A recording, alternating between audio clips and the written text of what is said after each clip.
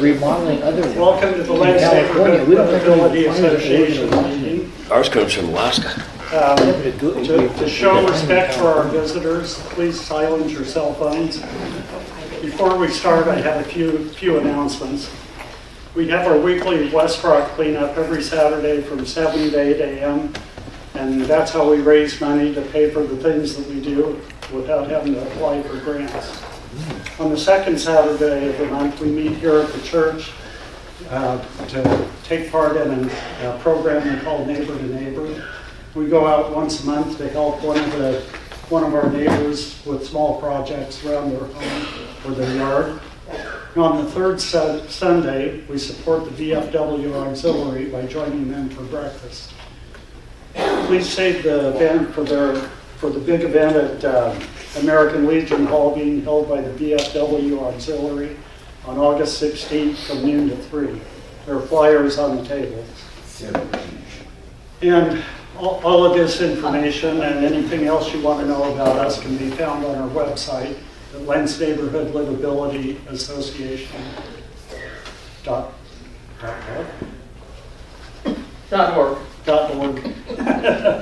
Where'd that come from? I don't know. So let's welcome our speakers, Andrew and Kittie from TriMet, to explain what upgrades they've implemented regarding safety and security. And Kittie will also update us on the 82nd Avenue Transit Project. Thank you. Well, thank you all. I think the last time I was here with you was about 2 years ago. So I'm going to get back in front of you and give you some information that we're giving to the general public. I will just take a moment and tell you, I don't know who knew Pat Williams, my good friend who I would go to these things with. He passed away last week, 60 years old, triathlete, father of two, really good man. And his memorial service is actually at Good Shepherd Community Church tomorrow, for those of you that might want to attend. But 35-year law enforcement veteran in the area and really connected to the community. So we're missing Pat right now, who would be with us normally. So. And he was here last time, huh? He was. Yeah. So what did they say cause of death was? Heart attack. He was running. So he's a triathlete, wonderful guy. He was actually running on the Springwater Corridor. You guys know where that is, on Fairview side, Fairview Trail. Anyway, just want to let you know a passing of a good friend. And of course, Pat and I have been, traveling, doing things just for years, really working together. So it's just a hard passing. But I'll be speaking tomorrow at the memorial too with his two daughters, and so we'll. Anyway, just want to kind of let you guys know that's why Pat is not with us. But I do know we made a sign. We give out blades, TriMet blades to people that have made contributions. So picture that bus stops, you've got those kind of blades that are up there that say your route number and that sort of thing. We made one for him. And at the end we said, relentless pursuit of public safety and storytelling, because Pat had the best stories of his career. Anyway, so we're going to present that to the family tomorrow. So we haven't been here for a couple years with this level of detail, so we're going to give you a lot of information, and then I'll leave ourselves open for questions. Go ahead and hit us with questions. We like questions. We want to know more and learn more from you. And Kittie's here and Miles are here too, so between the three of us, we'll be able to answer them. So. But I'll jump into this, and we'll just kind of give you an update. So that's all right. So you guys might remember that we have kind of a multidisciplinary team out there. We have our transit police, which we're growing. We just got 3 extra officers from the Port of Portland recently. And the City of Portland is slated to give us some in July for the first time since 2019. So we'll actually have our Portland Police Bureau folks working in transit. Transit is run by, currently managed by the Multnomah County Sheriff's Department. We have a transit chief who's actually a captain with the Multnomah County Sheriff's Department, works in our public safety office. But what we do is we encourage the other jurisdictions to give us officers so that we're more connected to the community. So we have partnerships with 6 different agencies now. We had as many as 15 7 years ago. So we're trying to kind of build partnerships, get folks back into transit, and build those numbers back up. But we're starting to see some progress. So as law enforcement numbers start to increase in the community, we'll be able to get those guys back working specific to transit. Again, if you call 911 and you're out riding on a train or a MAX or whatever, somebody's going to respond just like they'd respond if you were in the neighborhood. It's probably going to be Portland Police Bureau, that's the largest one, and you're probably going to be in that jurisdiction. But if you're in Gresham, it's going to be Gresham PD, that sort of thing. But we also have transit that do specific mission work for us and also may respond to that same BOAC 911 generated phone call. So any questions on that later, I can answer those. We also have transit security officers. Those are our allied security officers. They have big transit on the back. You'll see them in yellow high-vis vests. That's by design because we want them very visible so you know where they are. We have customer safety supervisors. These are guys that do code and fare enforcement. We've been doing a lot more code and fare enforcement since September of last year. We're actually starting to see some good results to that in terms of the fare evasion rate on the system for the first time in 5 years. So just some good progress there. Our customer safety officers are a PPI security guard contract. Their primary focus is to keep our code and fare enforcement folks safe while they do that work. If you've had your fare check recently, we really made it a pretty balanced process in the sense that everybody gets checked on the train or everybody gets checked on the bus so that there's no disparate treatment of anyone. But that work is tough, and so we want to make sure that we've got those folks protected by security to back them up. And then lastly, we've got our safety response team, which we'll probably show a quick video on that we've got attached. This is a really innovative group that are really dealing with behavioral health issues out on the street, really kind of addressing the homelessness needs, the things that are out there that we need to be working on as a community and connecting them to resources. We end up interacting with lots of individuals that have lots of different needs on transit and in our community. So it's great to have a resource that we can dispatch. And we'll talk a little bit about our dispatching capabilities, which have really increased over this last year. So Before you move on, Phil, Yep. if I could ask a question. yeah, How many of each of those 5, do we have? yeah, of each of Yep. those, yeah. So currently we have 25. We used to have as many as 65 of transit. So that number was as low as 18. So I feel like 25 is pretty good. Last 3 or 4 years, it's been roughly around 20. What's the goal for transit police? That's a great question. So in 2019, it was 65. We may increase that number once we get there. Right now, what I've got budgeted for, what I target for, is that 65, and it's been that way for 5 years. But we're probably at a place where we might increase that number. But I'll say this, these groups are all going to, this multidisciplined kind of layered approach is really what we've been very innovative on at TriMet, and the rest of the nation is kind of copying, because you don't really want transit engaging on things like fare disputes. You want to hold them for, criminal activity that's at a level that's, commensurate with having an officer there, right? And so it's actually very good to have the layered approach because, again, if you've got a homeless man who's asleep on a bench next to you and his feet are up on 3 different things, that's not necessarily a transit issue. You don't need an armed police officer to address that. So we have other tools to address that. So in 2019, you didn't maybe have all the other layers? We didn't, yeah. All we had in 2019 was really our law enforcement presence, very limited amount of security, and a few customer safety supervisors. So just to your question, so now we have 270 of transit security officers, and there's a slide that's coming up. We used to have 60 in 2019, so you can tell we've really, and that's why you see so much more high visibility vests out there. You'll see a lot more places, particular like Gateway. You'll see a lot, and we dispatch this based off heat map data. But the customer safety supervisors, we focus on trying to get out there to check as many folks as we can. And there's 47 of them currently. They do really great work on the system. 47 with 4 that are actually managers, so total of 51, but they don't do the code and fare, they just manage the group. And then currently we have 120 of these folks, and we're running about between 60 and 80 on the safety response team. That team, it's hard to staff all these teams, really, but those numbers are usually in that range. And then how many buses do you have? How many lines? How many lines? How many lines? Do you remember how many lines we have? 79? 79 Yeah, that lines. sounds right. And like four max train or whatever? Five max. 5 lines of max trains. So you got 120-ish, 120 max trains and about is it 700 buses, I think we have? 650. 650. But at any given time, I think we have closer to like 450 that are out on the road. Yeah. So 533 square mile operating area in a tri-county area. That's what TriMet stands for. A lot of people don't know that. Tri-County Metropolitan District. So, and of course we own a bridge. We have a heavy rail line in west, out on the west side. Only 5 stops, but it actually is heavy rail. And of course a very big tunnel if you go through Washington Park. So we've got a lot of space and coverage. But we have almost 500 people now working in the safety security department. So a lot of people don't realize that. But if we go to the next slide, one of the things I want to make sure you all understand. So we have problems specific to Portland. We know what those problems are. We're working as a community to address them. We have the same issues that storefront people do. Fred Meyer experiences issues like we experience issues. And so we're all in this together, but we're trying our best at TriMet. We've really made some huge investments.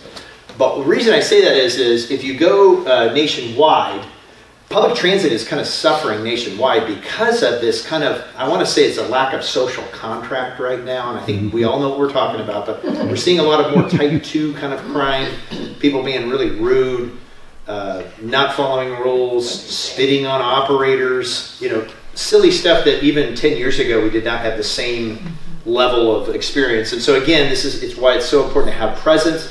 It's why it's so important to have access control. I'm going to talk a little bit about some of our innovations in that space. But if we click through this will just kind of give you kind of some ideas of the things that are going on around the country. You might have read about kind of what's happening in MTA with them actually calling out the National Guard for a time, really increasing the amount of transit, Baltimore, Los Angeles. We can just click through these. But the synthetic opioid crisis is hitting transit in pretty significant ways. And so I just say that because sometimes I think we're a little myopic and thinking this is specific just to Portland and TriMet. We have our own issues in Portland. We do. We're working on those. But transit is struggling across the nation. So we're really pushing into that and working with our peers to try to come up with good solutions. If we go to the next slide. So this is just a very good thing that most people don't know. Our calls for police service have gone way down since 2021. So if you haven't ridden on the train lately or a bus, you should be seeing a little bit different behavior.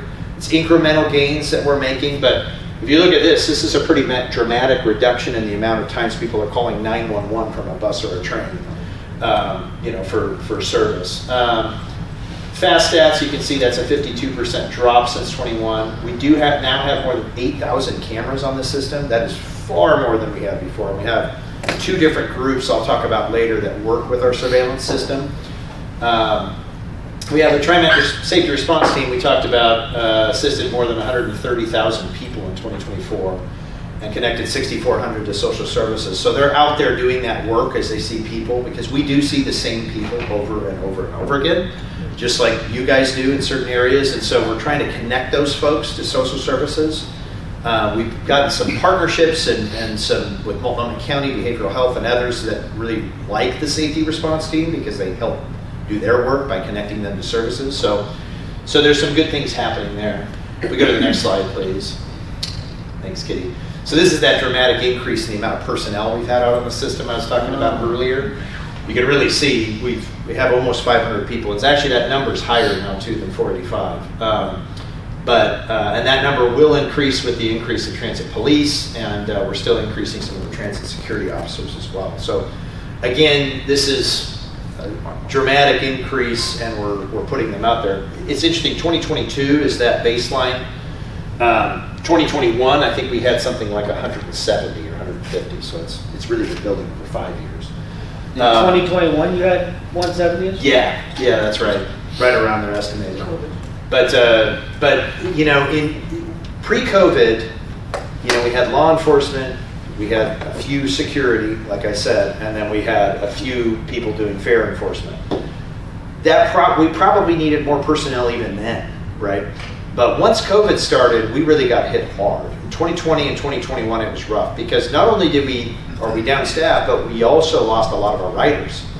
And one of the things about public transit is the more people that ride, the safer the system gets. That's just a fact in public transit.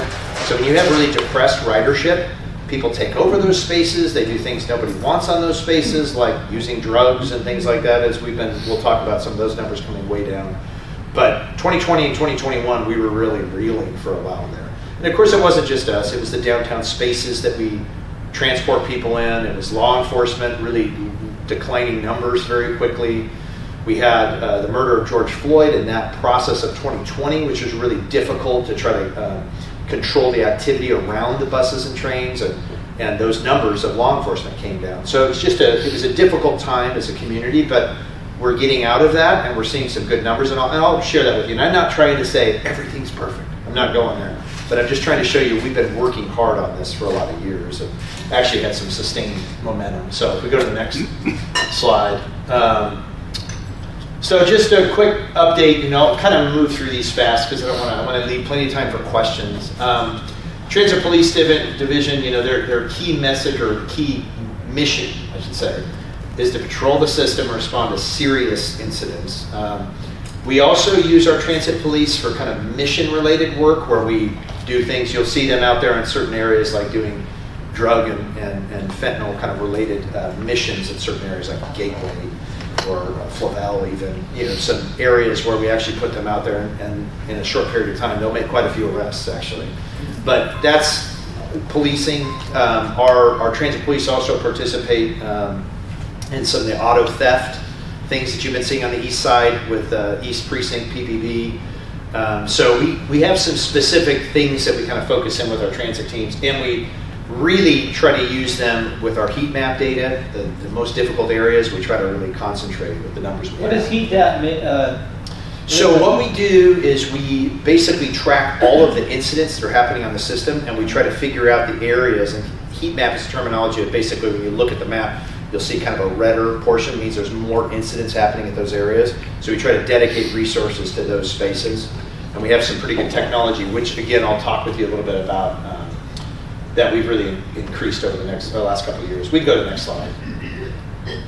So we do have a partnership with the Multnomah County District Attorney's Office. We have 2 DAs that are assigned to us now, holding people accountable on the system. That's been very innovative. A lot of other transit carriers around the country are starting to adopt that philosophy as well. They have their own DAs. The reason for that is because we have a lot of folks that commit multiple incidents on transit or near transit, and we don't want them just to kind of slip off into the DA's thing or bogged down and lose track of what we need as a transit carrier to increase that safety on the system. So we also have 2 DA investigators, former sworn officers, that work with them in partnership.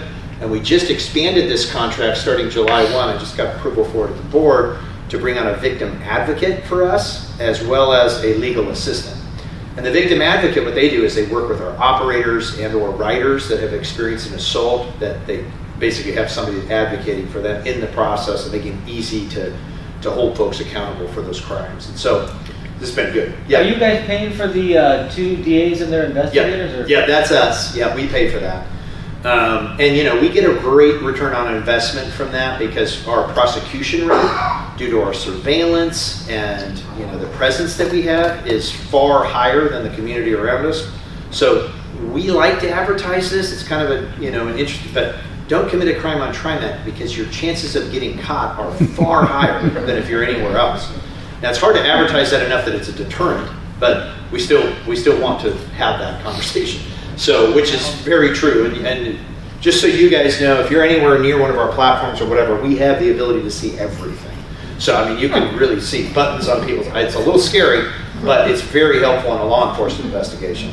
So, you may think you're just doing your thing there and committing a crime or whatever, but we have record of that. So, and those cameras are not just activated on our platforms.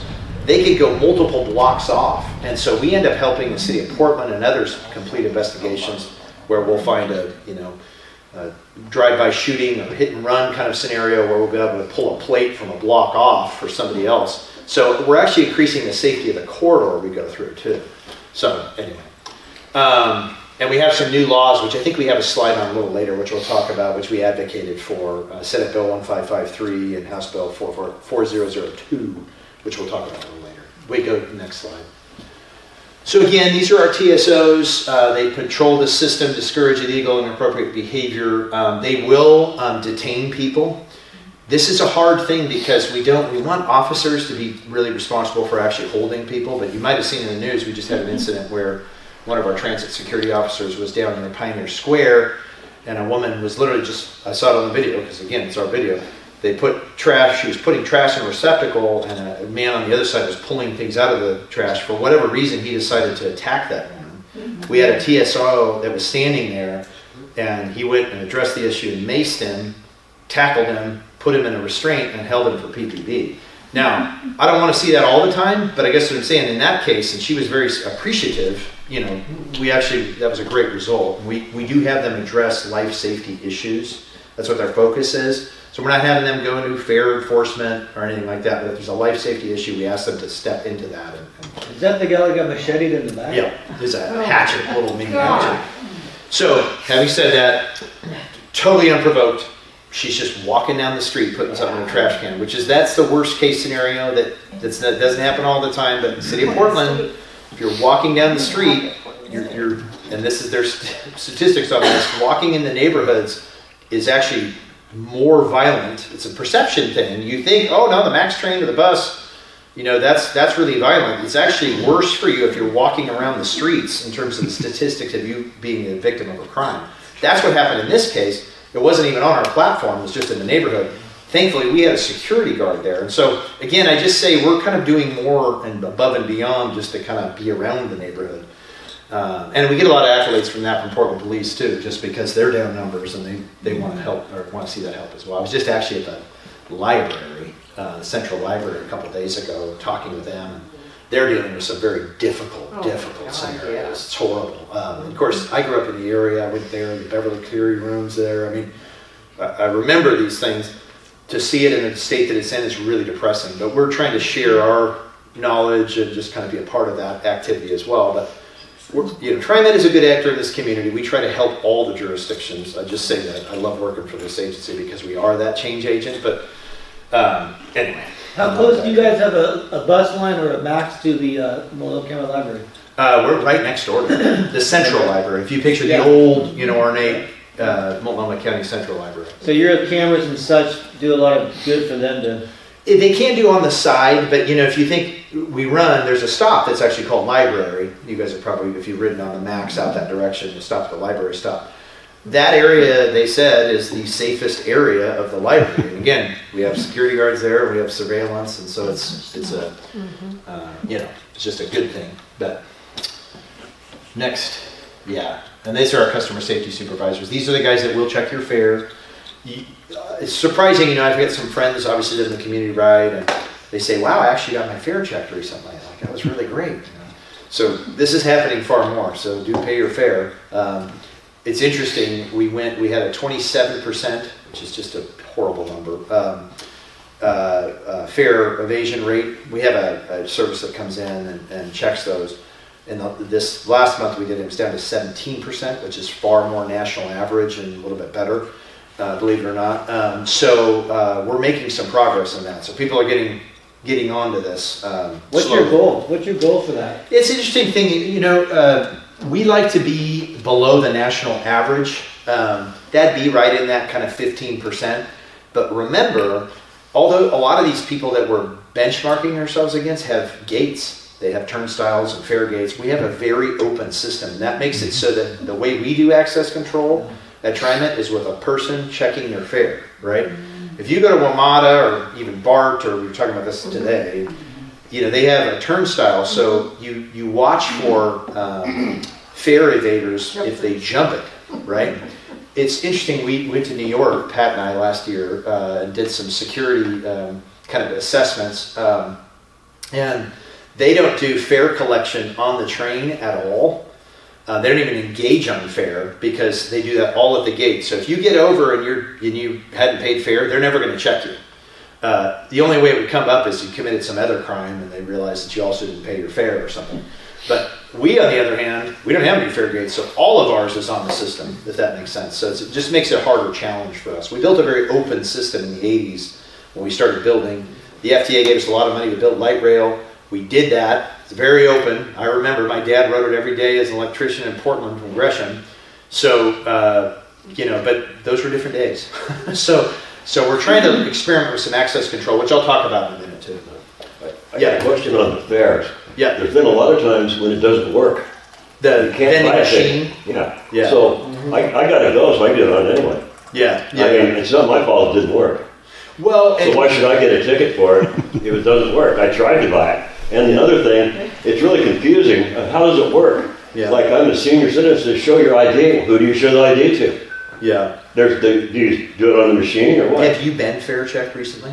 Has anybody? No, but I've gone downtown recently. I stopped driving downtown. Yeah. So I've been thinking that. Sometimes it works, sometimes it doesn't. And also, can you buy, what do you need to? Do you have to buy a ticket for each of us, or can you just buy a ticket and click it twice? They gave me a little card to use. Yep, that's right. Okay, Yep. that worked, but I don't know how you get it to know that you're a senior citizen. Well, you should be able to buy as a senior citizen fare It downtown. says they need ID, so who do you Yeah. show the ID to? It'd be the So TriMet. you can go ahead. down to our customer service office in Pioneer Square, and we will get you an honored citizen's That's how you have to do card. it. You can't And do it that at will- when You you can actually buy have it. those with your photo on them as well, so they'll know it's yours, and you won't have to carry a second form of identification with you. If you are ever not going, especially if you're a choice rider that rides not frequently, you can just tap your credit card as well on that, and that is actually your fare if you don't want to buy a hop card. Yeah, that's So you can always just tap your credit card, and if someone does come and check your fare, you just hand them the credit card that you used to tap, and that counts as Okay, your fare. it wasn't that I didn't want to pay, it was Right, that I but couldn't. and I totally understand. Sometimes you're watching that next drive off, and you're like, I really want to catch that. Just tap your credit card, and that'll work just the same. And So- and the only thing I would flag about that, Kitty said, getting an honored citizen card is you're paying $1.40 a ride instead of $2.80 a ride. That's true. So that's the reason you would want to go down and get that card,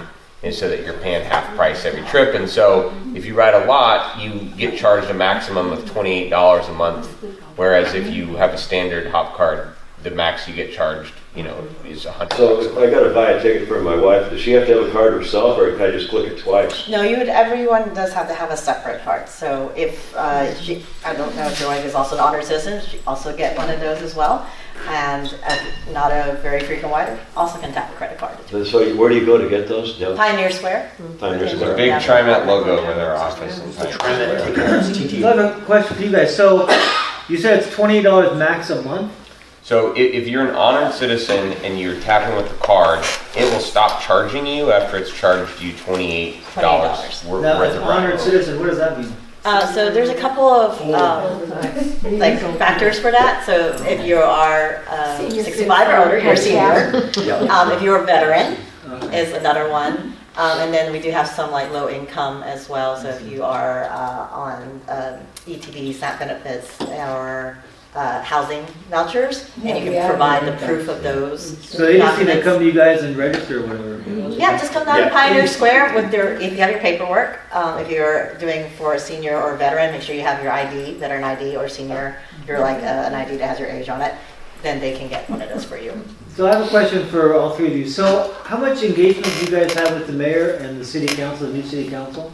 On all this, your guys' part, the security part? Yeah, we do visit with the city council quite often. Miles could speak to this too.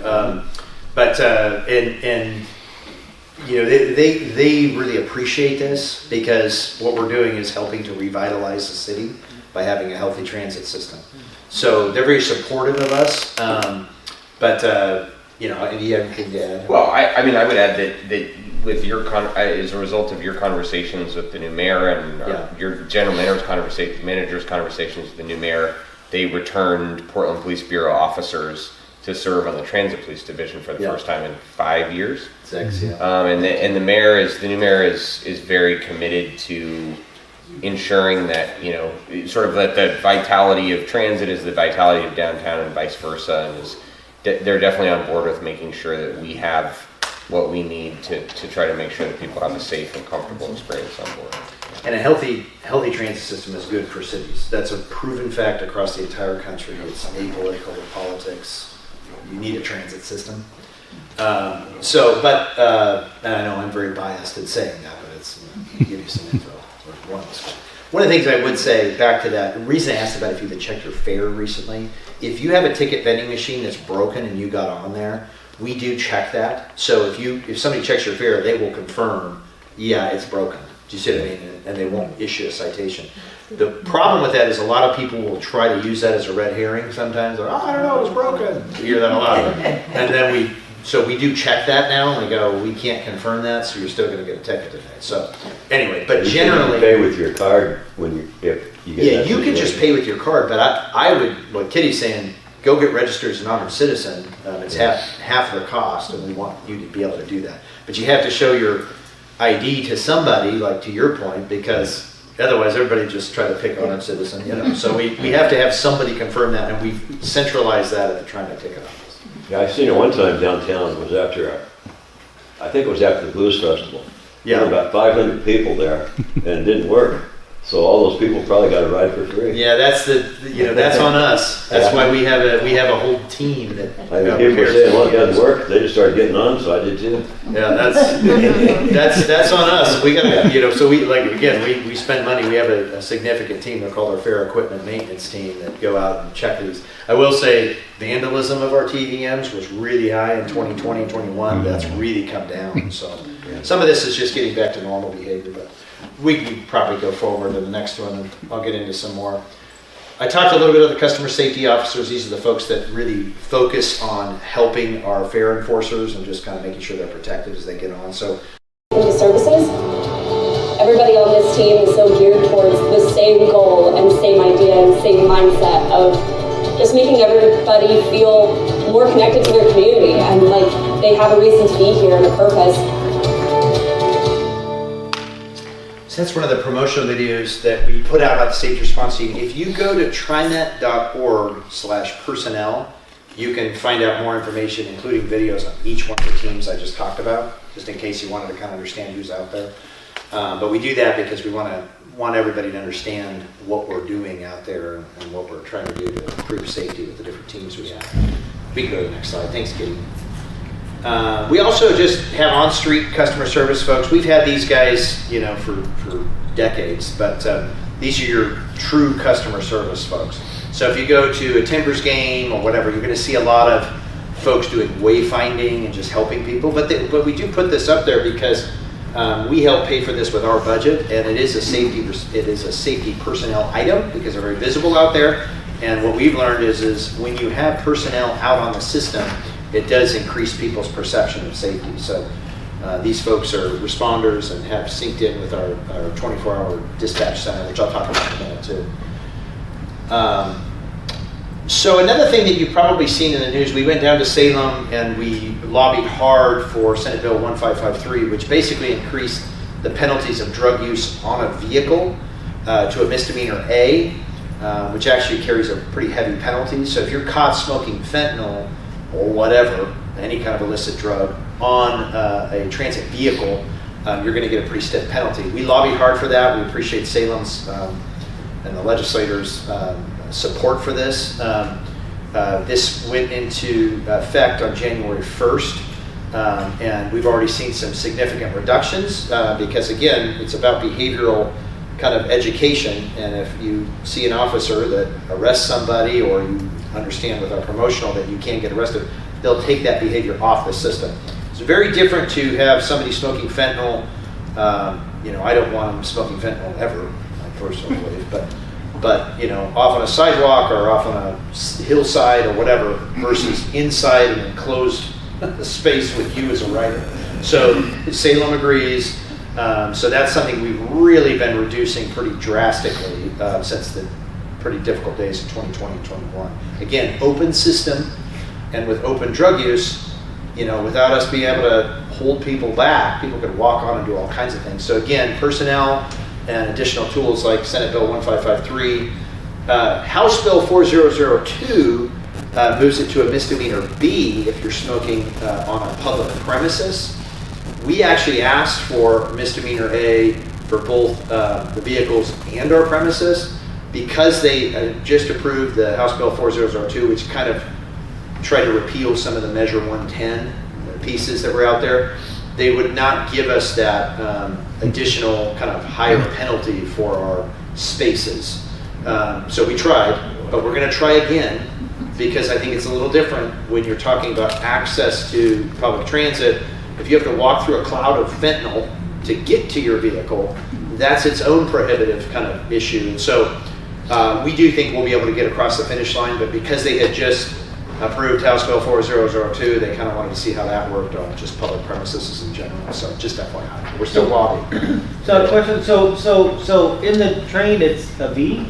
In the train, it's an A, which is the higher penalty. And then is there a penalty on the Platform? Yeah. Or, platform or bus stop, whatever. In those cases, it would be like every other public space, which was covered by House Bill 4002. So what House Bill 4002 said was basically any public space you cannot do drugs on, which is very different than what Measure 10 allowed, or Measure 110 allowed. So they approved that, and because of that, we weren't able to get that spaces. Miles and I talked about this a lot. He worked really hard on this, but we were really thankful that we got Senate Bill 1553 for the vehicles. We still are pushing for that additional higher penalty for the platforms. and you think you'll get it? I mean, that was originally what we shot for, and we thought we were going to get that until the final days of the session, and the powers that be decided that they were going to put their finger on the scale and say it only applies to vehicles. I think we think it makes a lot of sense to apply on all TriMet property, because whether you're standing, in a bus shelter or you're on a MAX platform, you're in a confined space where you can't just cross the street if someone is using drugs. You're there to use a service. You should be able to do that drug-free.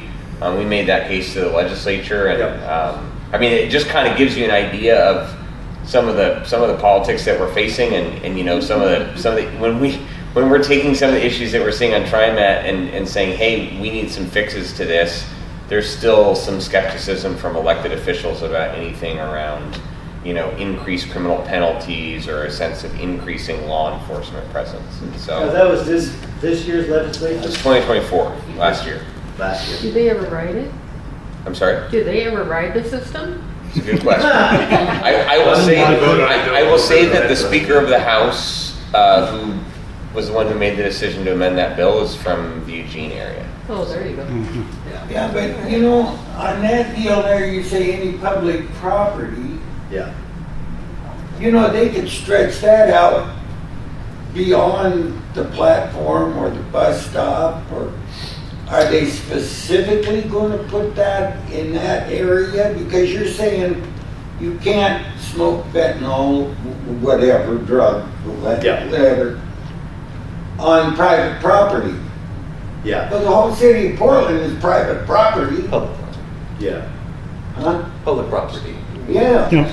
It's specific to transit, to TriMet's property. So we got a specific bill for Senate Bill 1553 for our vehicles. House Bill 4002 applies to all public property. So like downtown Portland, it's public space, you can't smoke fentanyl without the penalty of HB 4002. Yeah. We would like it to have the same higher penalty as our vehicles on all of TriMet property. Because again, TriMet property is, it's a specific, to Miles's point, we don't want to prohibit public access to transit, and there are enclosed spaces even on our platforms in terms of shelters and elevators and all those types of things. You don't want people smoking fentanyl. So anyway, we'll keep working. What about this legislative session, 2025?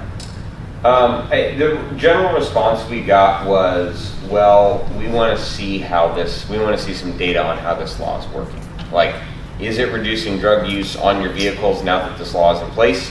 And are you still having a big problem with people using drugs on your platforms and at your stops? And can you give us some evidence that it's, essentially that increasing the penalty on the vehicles has had an impact and suggests that we should do the same thing for the platforms. And when is that going to affect January 1st of January this year. 1st this year. What is the data showing? It's favorable. We've actually seen a drop. The truth is, we were seeing drops in use of drugs on the system because of the increases to presence, even before it went into effect. But it's been an additional tool in that. We've seen some arrests specific to that as well. which again is kind of changing behavior. So we've seen some more drops since January 1. The big drastic drops really started though in 23 when some of these big numbers started coming on the system. So do you think the evidence will make your case and you'll get that? Time will tell, right? Yeah. I think we've got enough data to support it. The truth is HB 4002 probably needs to be more expansive in general anyway. So this might be kind of a community solved problem, not necessarily TriMet, but we need our specific tools, and that's what we got with Senate Bill 1553. So we really appreciate them giving us that, and we're looking for other things. Miles and his team have helped us with additional penalties for assaulting an operator. There's been some other things that we have pushed around the edges on to try to increase safety. But if we go to the next slide, I'll get to, so progress through technology. I talked about the cameras. I talked about hotspot data and how we use that to do our patrols. We now have a security operations center, which we're going to have a slide up here. It's really impressive. Opened last October. Has been amazing for us. We have 24-hour-a-day security dispatch technology, and I'm going to talk to you. I really want you all to walk away with that, and we've got a couple slides on that down the road. But I want to tell you that these are some other technological advancements that we've got. You're starting to see the blue light security phones. You'll see these if you drive on 84. You ride the blue line right now. You'll see these. They're very bright. They're very visible. We've seen reductions of incidents on those platforms. They have cameras on them as well, so there's some really good things happening with the blue light phone technology. That will be all the way out to Gresham Transit Center this month. So you'll see, right now if you drive along Barnside, you'll see little construction projects of these things getting installed. And so that's really the reason we're doing it on the blue line first. Where I grew up, we're riding that thing from Gresham. It's one of the worst areas. So on the hotspot data, we're kind of going with that. The next one that we're going to be pursuing is the yellow line and then the green line, which is down into you guys as well. So you're going to see these very shortly. On every property that we own, you'll see multiple blue light phones out there. And what's the different purposes of those? So the blue light phone is it's a very number one, it's a very visible security deterrent. If you press that button, you're connected directly to this 24/7 dispatch center that we have, Security Operations Center. They have real-time access to the video of the platform, so they can see exactly what the issue is and dispatch all of these resources to that issue. So if you get in trouble, that's for you. Yeah, well, you want to, everybody that's out there, if you have an issue, go press this button, you're going to contact the Security Operations Center. What they're going to say is, what issue are you having? We're looking at you on camera. You see what I'm saying? So it's very, helpful. It's an automatic call to connection. Yeah. You'll see these at college campuses. Blue lights have been around for 30, 40 years. But the idea is that, you can get in touch with security immediately. Yeah. And we have a 24/7 response team now that are in our Security Operations Center with access to the live cameras. So we're getting a lot of really good things from this. People go press the button, they say there's a guy over here smoking fentanyl. We'll literally pull that up. We'll dispatch law enforcement to it. Hopefully we increase some of those response times. That's what we're really working on. But we have the video of the guy doing it. So when we get to him, he will get processed and held accountable. So these are the kinds of things that are out there. We also have operator safety panels on all of our buses. We're expanding our access control measures right now on the band field. If you go to Hollywood, 62nd or 80th or 60th or 82nd, all three of them, the elevators there are access controlled now, so you have to prove you're a paid fare rider to get into the elevator. The reason we did that is because some horrible activity occurs in elevators, and literally was degrading our elevator system at times from urine and all kinds of other things. So now we've seen marked reductions in any mechanical issues, and we're keeping those places safe for the people that we built them for, i.e. the ADA community, people in mobility devices, etc. That's what we built them for. There's staircases for everybody else, right? But what they were being taken over is people doing all kinds of nefarious bad things in there. So we want to, it's a very good opportunity for us just to say, hey, I'm a paid fare rider, I can use this access. And it's really been a great deterrent. So we're trying to expand that further to other elevators and some of our grade separated locations. We'll talk a little bit about that. But access control is really important for us. You think about things like carts. and large bags and all those things. When you go to New York, you'll see some of that, or New York art, all kinds that have access control, but you won't see a lot of it. Why? Because you can't get them through the gate, right? So anyway, so we have some thoughts on that, and we're pursuing some things. So we go to the next slide. You'll see a lot more cleaning out there. We have a clean team now. People's perception of safety is really driven by cleanliness as well. If you go to a station and it's full of newspaper and garbage, what do you think? You think this is not a safe area, right? Sometimes it's just really an unclean area. So we want to clean it, but it also kind of creates a safety perception, and it also has a deterrent effect even on folks that want to do bad things, because clean station says this is not the place I do the bad things at.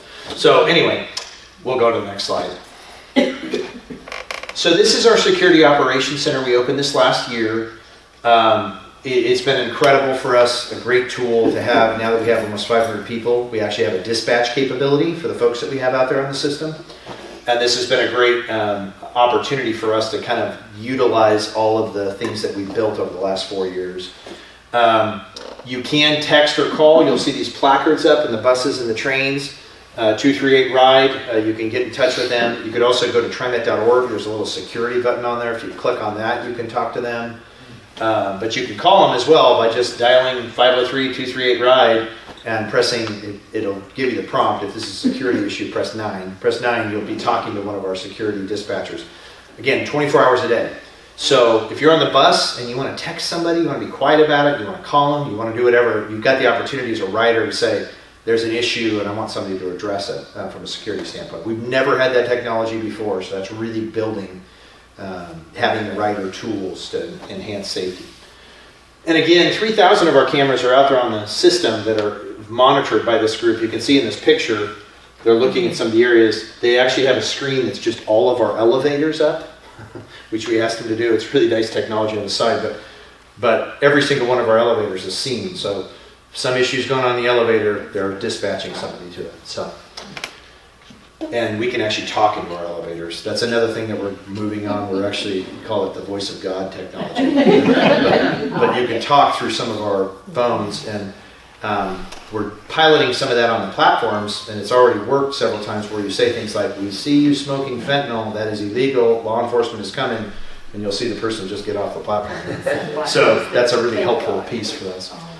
All right, if we go to the next slide. So these are just some, you can just click through these, thanks Kittie, but these are just some different enhancements that we're doing. We're expanding overall security, we're growing the safety response team and the transit police division. I told you that's a key emphasis for us this year, is to get the transit police numbers back up now that these agencies are getting more fully staffed.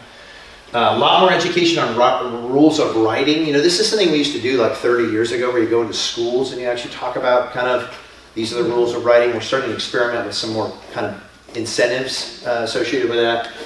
Increasing code enforcement. This is the fair kind of discussion we've had. You're seeing a lot more of that. And then the blue light security phone. So this year, by the end of the next year, calendar year, we should have all of our TriMet owned property platforms have a blue light phone on them. So that you're going to see these everywhere. It'll be kind of synonymous with TriMet. We don't own all our stations though. So like Pioneer Courthouse Square is a perfect example. We don't own that space, so you won't see a blue light phone there yet. We're working on some of those things. Somebody have a question? Anybody? No? All right, next slide. And this is our last slide, but again, I just want to leave this with you. All of you can, at any point in time, text or call 238-RIDE and get in touch with that Security Operations Center and interact directly with security. So, encourage you to do that. You know, not everything is a 911 call. So if you are a little uncomfortable, you see somebody that looks like they might be passed out, those kinds of things, feel free to contact them. But if you're in a true emergency, call 911. We want you to get, law enforcement immediately. But this is an option for you just to kind of deal with some of the other issues that are out there on the system. So I think that's it, isn't it? So I want to leave time for questions. What questions do you guys have? Very impressive. Yeah. Thank you. I'll tell you, our budget for this has increased pretty dramatically over the last 4 years. So almost 300%. Almost a 300% increase. So again, if you go to Kroger right now, I grew up in this area. I've lived around the world, but I'm back in Gresham raising kids, where we started. if you go to Kroger, I said Kroger, Fred Meyer, right? You'll notice, depending on where you go, you'll start to see those, doors that are at, Albertsons has them now too, right? When you leave, you're starting to see cameras up. You're starting to see, you're on candid camera like we have on our buses, because we have on all our buses now. Every single bus, you're on candid camera. You see what's going on the bus. So these types of deterrents, everybody's engaging in, but TriMet is as well, because we want everybody to feel safe. So these are just some advancements. Where are you guys getting all the money? Well, the good news about TriMet, we have a supportive area that believes in public transit for all the very, very many good things that public transit does. So we appreciate your support. But we also bring in FTA dollars because we're a transit carrier. So one of the nice things about public transit is we bring money from the federal government to the area, which actually helps the area. So to the extent that we'll bring some of those dollars forward, we will improve the safety of the area as well. Is there a TriMet like bond or levy or tax or? You want to talk about that? We're kind of sure. So there are four main, at least in terms of you're talking about operating budget, day-to-day budget, like what we use for safety and security. There's an employer payroll tax, which is paid by all employers in the Portland metro area. And that is charged to your employer, not to you. Yep. And that is about 55% of our operating budget, so that's by far the biggest source. We get about 20% of our money, like Andrew was saying, for operating budget comes from the Federal Transit Administration. And that's just like a formula based on the size we are and the number of riders we have. We get a share of that federal funding. Yeah. There's a state program called the STIF program that is about 13% of our operating budget. And we're right now in the legislature advocating, that's a statewide employee payroll tax, so that is charged to employees. But if you make $50,000 a year, you get charged about $4 a month for that. And it goes up or down depending on how much money you make. So we're trying to get that the rate of that tax increase this legislative session to get more funding, because we are in a budget deficit because of increases in spending on safety and security, and just like everybody else, like price of groceries, inflation, and the cost of providing service has gone up actually about 50% for us in the last 5 years. And then fares, we still get about 9%. I guess I should see if my math adds up to 100%. But fares are the other main source of revenue. What's the state increase that you guys are looking for in the third bucket you said? So the employee payroll tax is currently 0.1%. What is in the transportation package that finally came out this week is for it to go to 0.3%. So that's right now it's 1 penny for every $10 you earn. It will go to 3 pennies every $10 you earn. And so how are you guys affording all this great security? You guys take out a loan, or do you get a bunch of money from the federal government that you're able to afford? No, it's part of our budget. So, this last year we have about $80 million budget for safety security. We had about a $20 million budget in 2021. If you look at how much our budget is, we're $1 billion agency because all these buses cost, the operators are all making money in community. You probably have a lot of friends that are operators. I know I do. We employ about 3,500 people in this region as well. But fuel cost is huge. So there's large expenses. I think it's very appropriate, obviously what we're spending in comparison with that $1 billion budget, because if we can't prove that we're safe, nobody wants to ride us. So we're kind of irrelevant. So getting our ridership numbers back up, which we have, we've seen incremental gains and increases in ridership ever since about 2020, which is a real low. That's going to be based in largest part on people's sense of security. So that's really important for us. Now I'll say this too, and this is, not everybody rides every single day, and that's okay. But if you think about the benefits of public transit in our community, you're reducing congestion, you're helping the environment, you're increasing the vitality of your urban area. So again, I would say this, I work for TriMet, right? But even if you don't ride, there's reasons to invest in public transit. It improves the community in general. So anyway, that's your So song. one question I have, and this is a little bit away from the train or whatever, Yeah. but the thing that irritates me is you're driving down the street and you got a bus that's gonna stop to pick somebody up, which is great, Yeah. but it backs traffic up for 3 blocks, and then they wonder why does traffic get backed up? Yeah. And illegally, you cannot go around that bus and cross the double yellow line, legally. It does, you do have to wait for a bus. Now I'll say, bus rapid transit is a thing lately. You're gonna see this on 82nd here soon. You guys will probably, you see it on Division now, the big green buses. We have signal priority with those buses, so if you're following the bus, actually you might get through faster because they're getting the signal. But they also are trying to build some opportunities for them to get over. We have a system that we built with 2 lanes and the double yellow.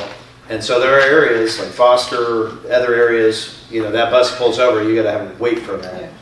So that's a thing in transit, but we are looking at ways of just trying to keep things flowing. And bus rapid transit is a great example. Yeah, but now I live in the Woodstock area. Yeah. But like on Woodstock, they built the platforms out, so the buses gotta stop way out here, where like on 82nd, they've made it so the buses got enough room to move over so the traffic can flow.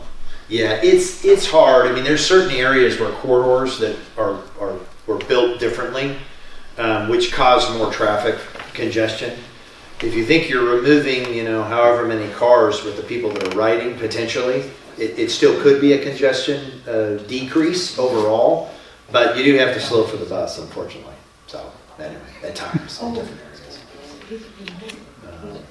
Yeah, I don't know. TriMet is good. I mean, my father used to drive from Rose City. Oh, yeah. That's way back. Our predecessor. Pre-1969. Yeah. Yep. But, it's a good thing. And with the way they're building nowadays, with the high rises and all that. Yeah, it is. So people have got to park on the street or take a bike or ride a bus. Yeah. And it's, I just don't understand what's happening to Portland. I mean, I'm 82 years old and I've been around here forever, Yep. Yeah. But I don't understand. I love what you guys are doing. Yeah. I really do. Thank you. Yeah. And there's just some little quirks along the way, that. Yep. Yeah, and there is, and we appreciate your patience. I will tell you, anytime you have kind of a complaint or whatever, we have a great, robust customer service department. Again, if you call 238-RIDE, you can just reference kind of different thoughts. We have a great customer service team that will hear you out. I actually have the original rolls in my office with some of the Rose City Transit folks that were all the way back to 1914. So you think about, we just, as an FYI, I'm a history guy, but we used to have trolley cars all over the city. A lot of people don't realize that we had a trolley car that went from downtown Portland to Estacada in 1920 something. And so a lot of our road systems are based on old trolley systems. When we were a pretty built up city on the West Coast, a lot of people don't realize, we were a larger city on the West Coast in terms of proportional share, in the 20s and 30s than we are now. LA, was, still bigger, but not anywhere near how much bigger it is now than it was then. And I say that too because Los Angeles, the same way, streetcars everywhere. So we obviously went in hard to this, driving 2,000 pounds of steel on diminishing fossil fuel. I'm going off on a whole thing now, Miles.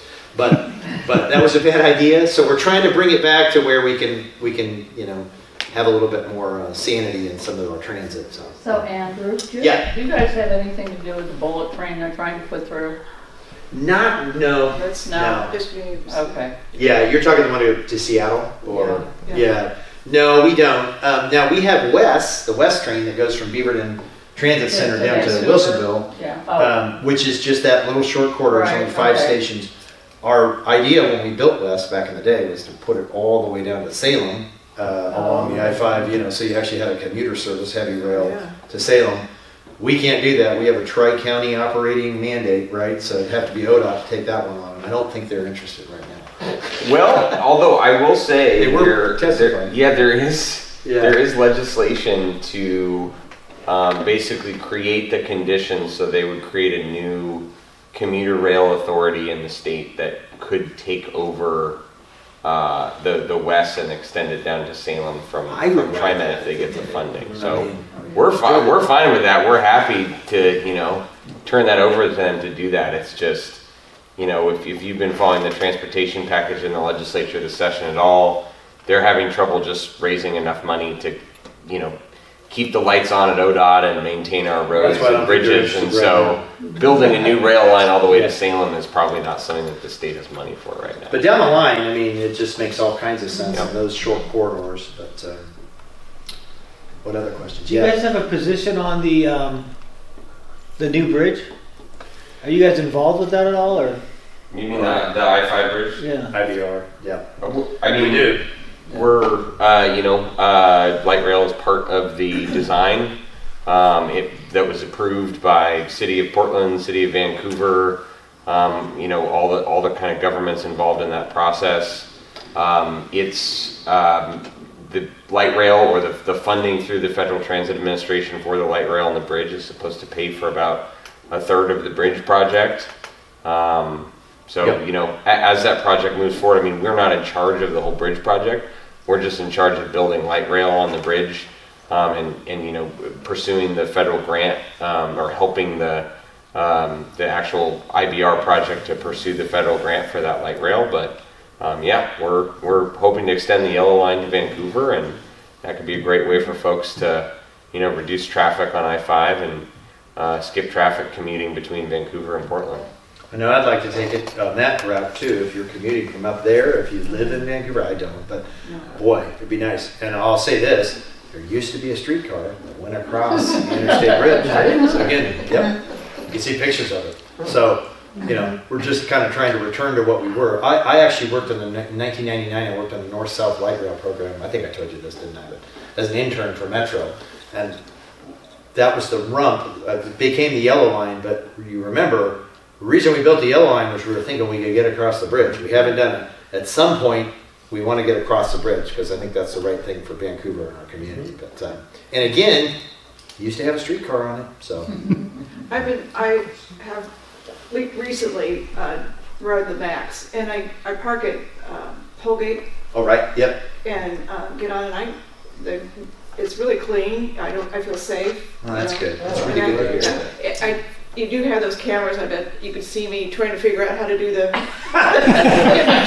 Well, call in. We'll help you. Anyway, but I find that it's a lot cleaner and a lot safer than it used to be. Yeah. Thank you. We're those going are to go big there efforts. at all.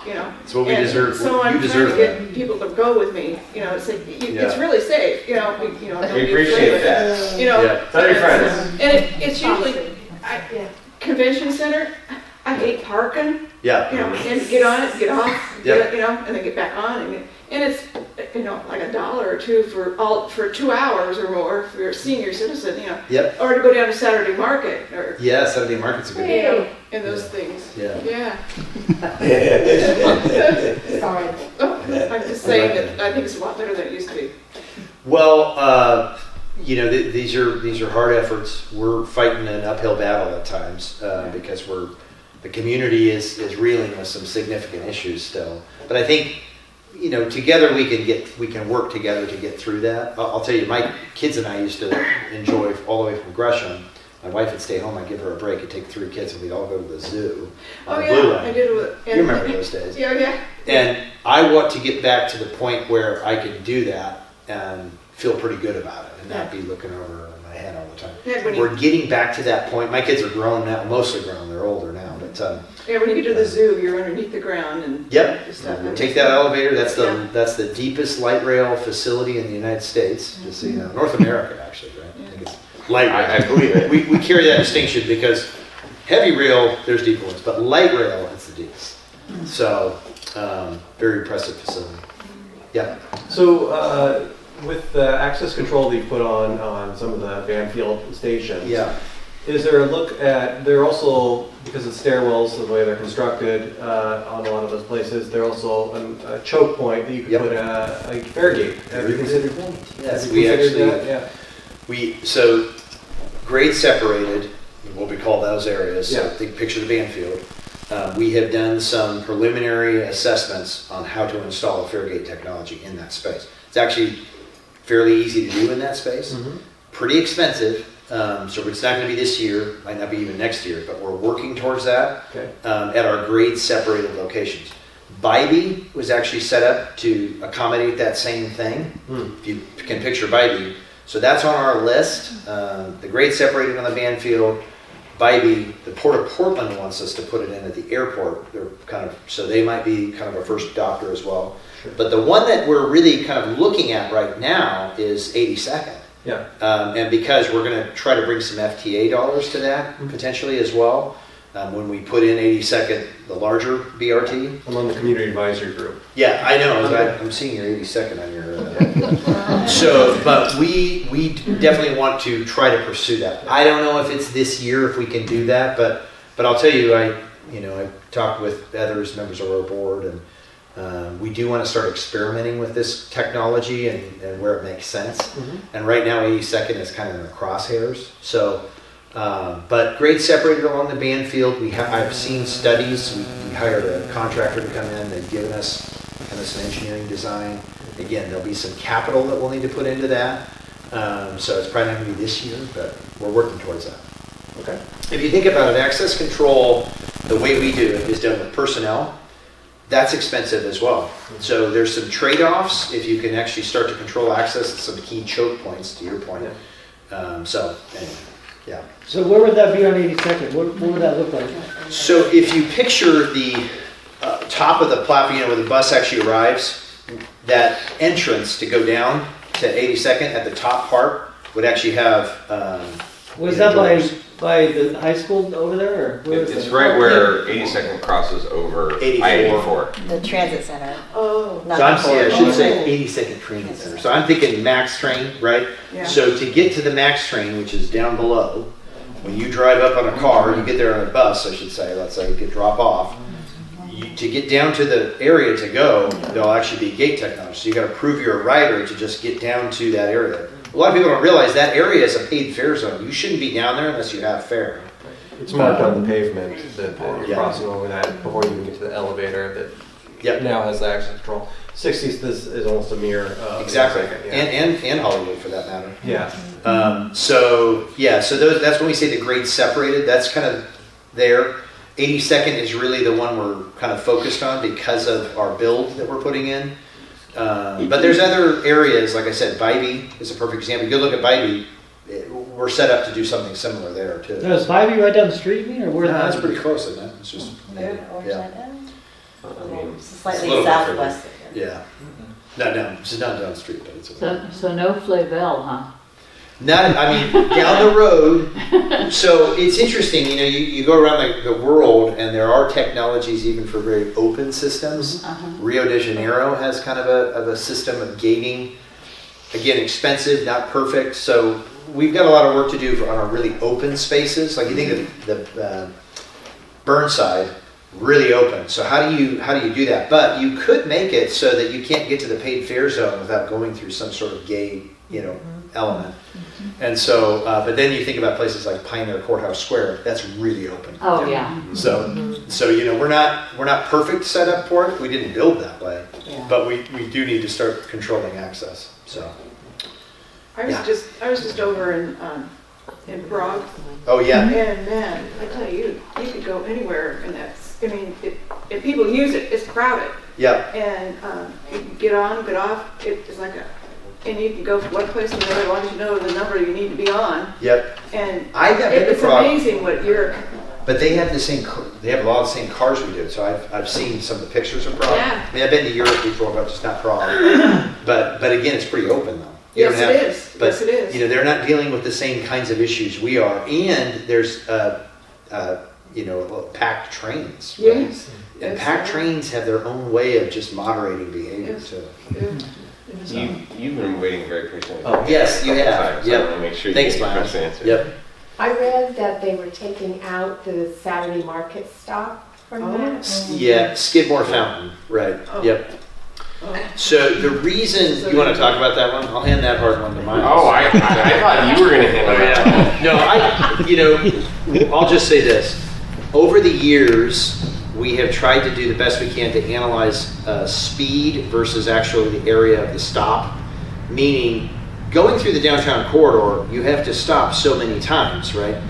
There's stops that are close enough to Skidmore that actually make it within walking distance and can still improve the speed of the MAX train through the downtown corridor. In a perfect world, we'd be underneath downtown, so we wouldn't have to be on the street. That'd be a huge cost. If you look at what they're doing up at Sound Transit, they are doing that. They're going below or above grade. We're at grade.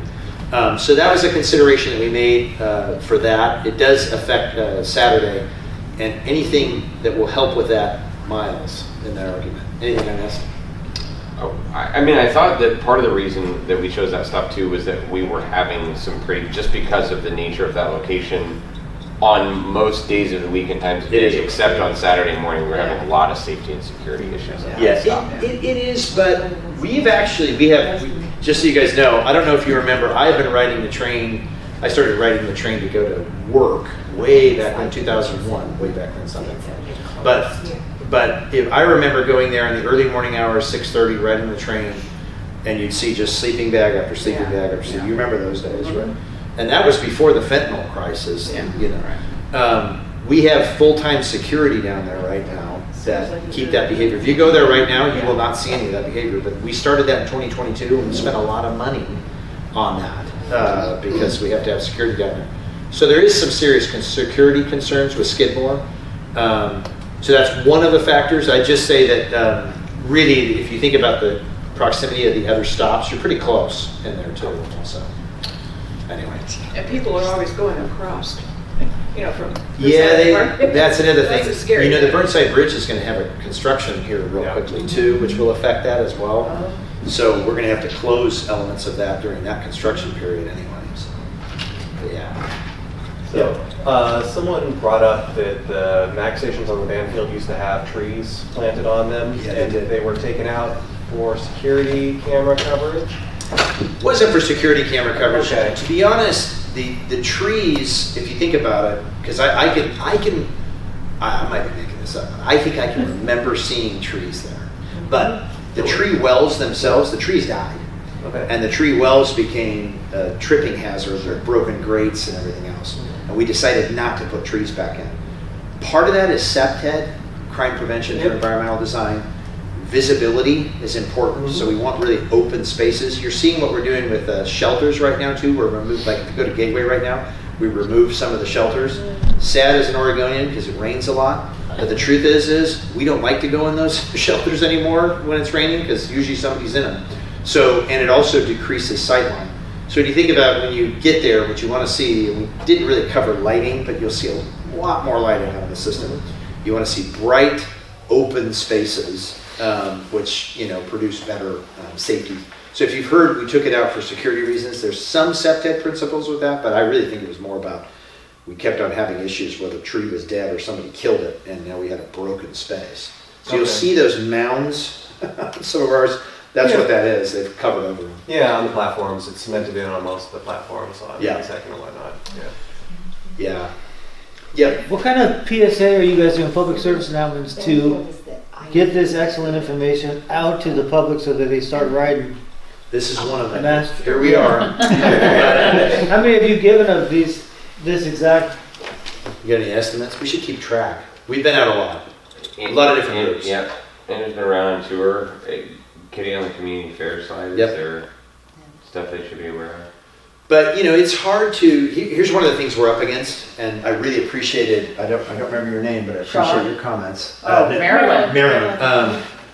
Getting the word out about changes is really important because the media is working against us, folks. Believe it or not, and you know this, but when they cover anything, they will say things like TriMet. They love to cover TriMet, and this is not just us. It's not just our media. This is around the country. Public transit, when there's an incident, it gets highlighted at such a degree that people remember, oh, that's not a safe place. Statistically, it might be way safer than all kinds of other environments, but they highlight the issues associated with public transit. So just be cautious of that. When you're hearing that information, and tell your friends your experience. One of the things that we find really interesting when we do survey work, people think TriMet is vastly more safe if they ride it all the time. People that don't ride it perceive it as unsafe. Because of what? I really think it's the media and their lack of experience on the train. Media's not the enemy. But they highlight things. So for example, and this is just something you'll hear, and I'm going to tell you this now, but you'll hear a TriMet camera caught this incident. So people think, oh, it happened on TriMet. No, it didn't. It was 2 blocks off. Our camera actually helped catch the perpetrator who did it. So if you ever hear that, think about that, because it didn't necessarily occur on TriMet. That's something we're struggling with because we've got great cameras, we've got great, the hatchet attack was a TriMet security officer, stopped this, so people think TriMet. It wasn't TriMet, we were actually there to help. So now sometimes it is TriMet, so, but just remember, we get kind of targeted because it just makes it that much higher in people's view. I just think it'd be critically important to the whole system to set the narrative straight so that you get riders, that people feel safe. I mean, it's huge. We agree. What you guys have done is huge. Yeah. We agree and we appreciate it, and there's been a lot of work in this. I'll tell you, we don't spread this around just because it doesn't really resonate, I think. But this will be our 3rd year in a row winning an APTA Security Gold Award. So the American Public Transit Association gives us a Gold Award. And this year it's for our Security Operations Center because it's very innovative.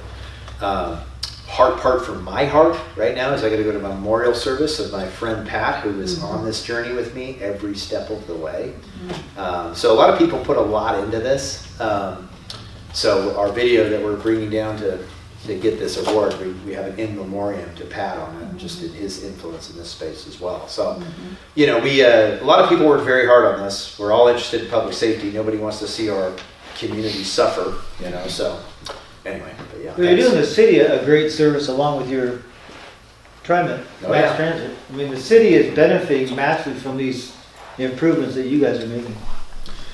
Yeah, they are, and we get asked to participate in different events and different things. I mean, like I told you, the Central Public Library is just an example, but there's lots of different things where we're there trying to share anything we can that we've achieved with others as well.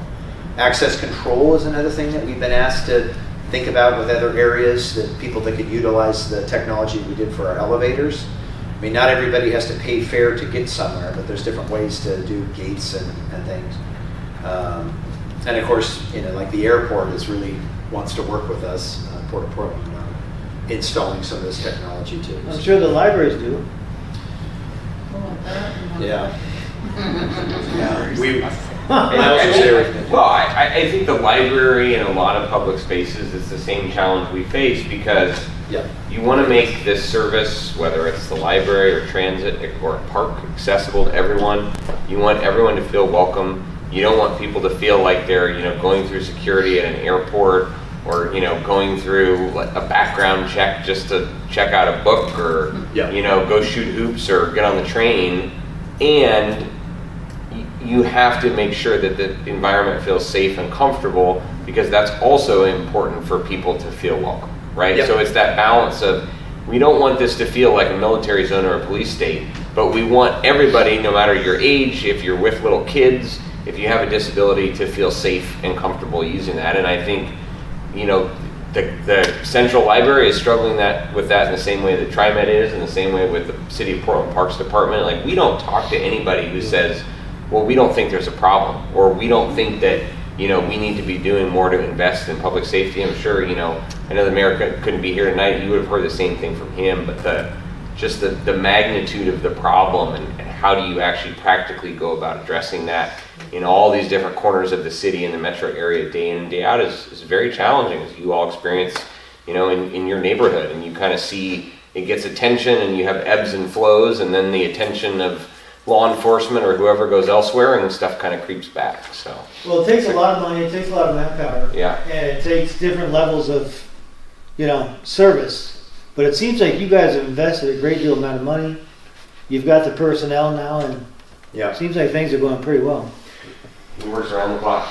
Yeah, well, I do. Actually, while I've been here, I've got 2 texts. I can sure, they're all right. Oh, I have a question. But we do, we have technology that tells us about when police activity is occurring. Of course, I run the transit police, so I always know what's going on with the system. But I will say, we have a great team of folks. TriMet is committed to this community. And I will say, appreciate your patience as we were reeling with a lot of the things that everybody else was. You go to a hotel now, downtown, you'll see this, you'll see a security guard in front, and you can't just walk in unless you prove that you're actually a paid person. I mean, it wasn't like that even 20 years ago. You guys remember you could walk into the Hilton, you could walk into wherever. So this is a thing that we've had to deal with alongside the rest of the community, access control and increased security measures. But I think we're getting healthier. I mean, if you go downtown right now, you're starting to see a lot more activity. That's good for TriMet, it's good for the city. So, you know, give it a try, ride the system. If you haven't ridden in a while, feel free to call our security operations desk. We're actually hiring 2 more dispatchers starting on the 1st. So we're really filling out that room with 24 hours a day's coverage. So, you know, you'll get somebody immediately. It won't be a 10-minute wait like you would if you call 911. I use it all the time. Yeah, text you back. Hey. But I just have a question. Okay, so how soon are we gonna get rid of the TriMet line with stairs? So I hate those. But when you've got a big crowd and you're trying to get up and down out of those. These are max trains with the... Yeah. Oh, the type ones. Yeah. Soon. I hate those. Very soon. Very soon. Oh, good. Yeah, we hoped actually to be done already, but we really had to do a lot of... So we're replacing our type 1s with our type 6s. Yeah. Type 1s cause us all kinds of grief, you guys. You have no idea. I mean, it's just, it's terrible. Because they're pre-ADA, and so you have to match them with another car that is low floor, right? Well, that creates all kinds of havoc in our yards. You have to do like a Rubik's Cube, you know, thing to get them out and pull out. And so we're so thankful to retire our friends, the Bombardier fleet. It should be over this next year. We're graduating, we call it graduating, but maybe 2 cars a month kind of average. But eventually we'll have them out of our fleet. And if you want one of our Bombardier cars to open a food cart or whatever, call us, because we're paying to get rid of them at this point. I actually have an idea about that. There we go. Well, talk to us. Okay. We've had lots of ideas. Some people have, but we haven't, some of them haven't come to, and none of them have really come to fruition yet. Except for, we did donate a couple to the Rail Museum. Yeah, we were looking, trying to do an extension of that in the Montevilla neighborhood. There's a stretch of land that was actually caused by the Columbia Christian School. There's kind of like a front show with Burnside, and they straightened Burnside, and they cut up that land because of that was the train track that went out east.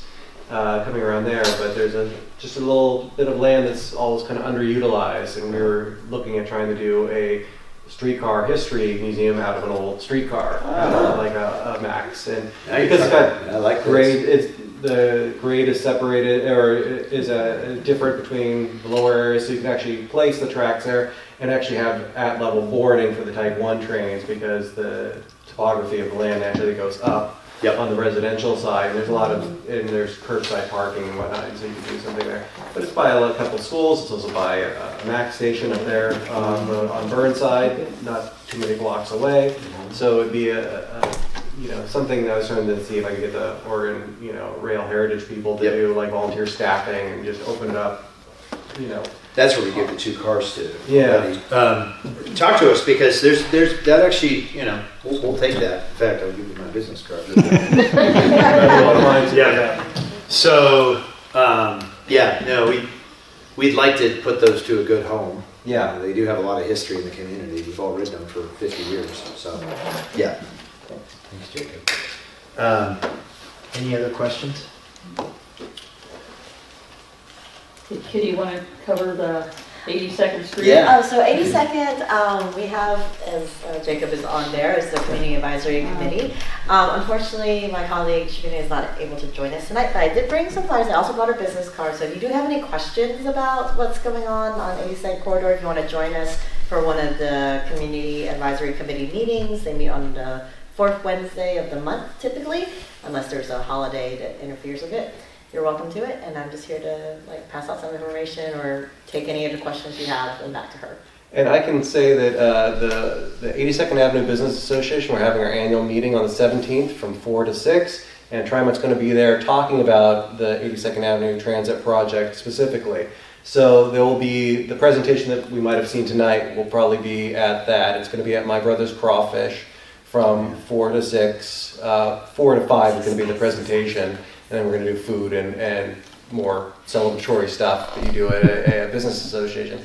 But we're trying to get more people from the Lentz area and more businesses from the Lentz area to participate. We're very well focused in the Jade District and some areas north, but we're working to try to get more membership down by Flavel and all those other areas. We've done a lot of outreach there, but we don't have a lot of membership. So if you have business associates that might want to come, the 17th would be a great time to do it. And feel free to come grab a card from me and they can just get the details, email me, text me for the details, and I'll make sure that they are on the list and they can be at our meeting and learn more about what we do and maybe participate. What is the 82nd? Is that a bus line on 82nd going Yes, north and south? It's about a 9-mile corridor that starts at Cully and goes down to Clackamas all across 82nd Avenue and down 82nd Avenue. So they're talking about doing station upgrades, kind of like they did on the division, and so that there would be more stations with near-level boarding, bigger structures, more lighting, more facilities all the way around. They're going to reduce some of the stops, and they're looking at getting the longer articulated buses that would be hydrogen electric, so they'd be super quiet in terms of being able to go up and down a noisy hydrogen electric. Yep. I love it. Yeah, so I think you guys got a great federal grant for doing a fueling station. That's out north, right? Columbia. Yeah, the Columbia facility.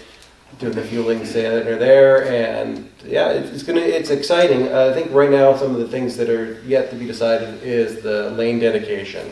That's where we spent a lot of time recently talking about how much of the outer lanes would be dedicated to business access and transit along the corridor.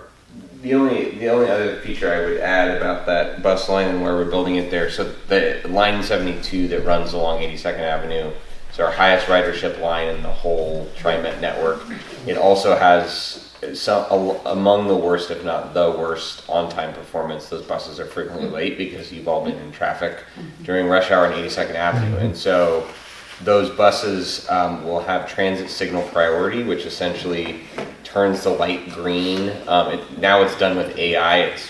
It's very advanced, but like the just speed of buses traveling along that corridor and them being on time just by going with the flow of the lights is a major improvement, because tons of people ride that bus and we need to be getting those people where they want to go on time. And all this comes with safety and security enhancements too, just so you know. With Division, we put in a lot more cameras, a lot more lighting. There's safety in the roadway, just with crossing safety increases and those types of things. So BRTs are really popular right now around the country. We're looking at another one on the west side as well, TE Highway. But they're a cheaper way, in a sense, to have a similar system to a light rail when you think about it. Platform-based, very easy access, signal priority. So anyway, we're excited about 82nd. And BRT stands for? Bus Rapid Transit. And what is the meeting say? Well, the meeting's going to be on Tuesday the 17th from 4 to 6 at My Brother's Crawfish, which is in the J District, if you know where that is, in that area, real close to PCC Southeast Campus. You know where that food barn is? Yeah. We also want to respect your time tonight too. Thank you very much. Yeah. Thank you all. Yep. Thanks Great for writing. presentation. Hope you guys can give this across the city. We're trying. We're trying. We get out there, but ride the system. Use 238 ride. You'll see a difference. And talk to the media about their bias. Yeah, right. Be sure to do that.